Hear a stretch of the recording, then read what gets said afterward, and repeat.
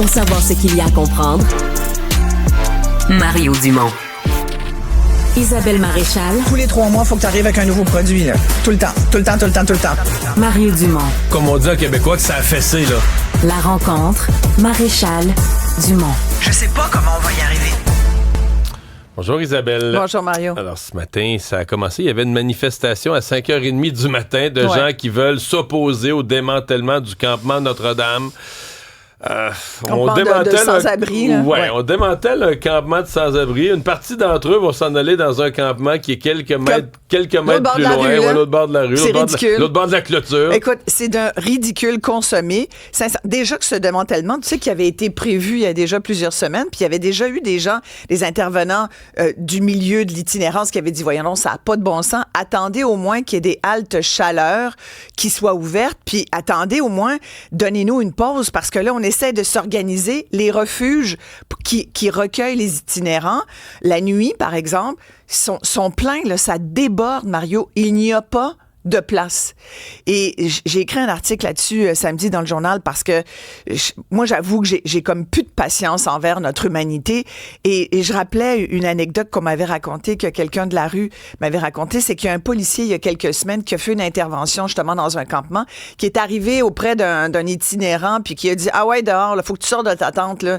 Tu peux pas rester là. » L'itinérant, il a dit « Là, tu me mets dehors. T'es-tu conscient que je suis déjà dehors? » C'est terrible. Et je comprends, là, les gens disent, ouais, mais on les voit partout, ils quêtent, ils sont derrière ma cour. Mais dans le cas des campements, c'est aussi que ça vire en dépotoir, là. Mais il y a des déchets, il y a même des seringues, parce que là, il y a des gens qui sont toxicomanes là-dedans.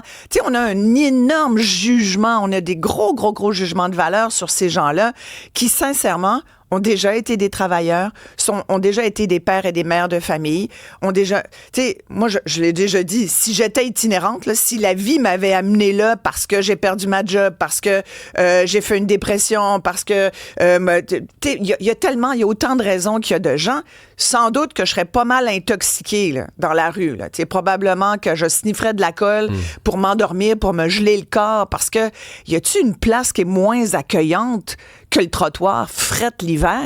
T'sais, on est là à essayer, on les chasse dans les cages d'escalier de centre d'achat avec des tounes qui ont juste pas de bon sens parce que c'est ça ou c'est d'autres choses. Il y a plus de limite à ce qu'on est prêt à faire pour les repousser le plus loin possible hors de notre vue parce que, mon Dieu, que ça nous dérange. Mais ces gens-là sont des humains. Moi, je fais juste rappeler que ce sont tous des gens qui ont déjà été, selon les critères de la société, quelqu'un qui avait une job dans la vie, qui avait un rôle dans la vie.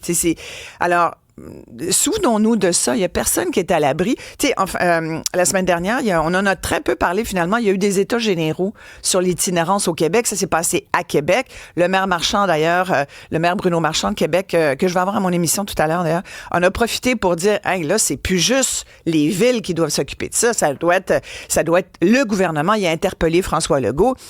Lui semble être plus, plus décidé que notre mairesse ici à nous de faire quelque chose. Mais c'est vrai que ça interpelle tout le monde. Ouais, mais dans le cas des campements, là, on va pas se retrouver dans la même situation.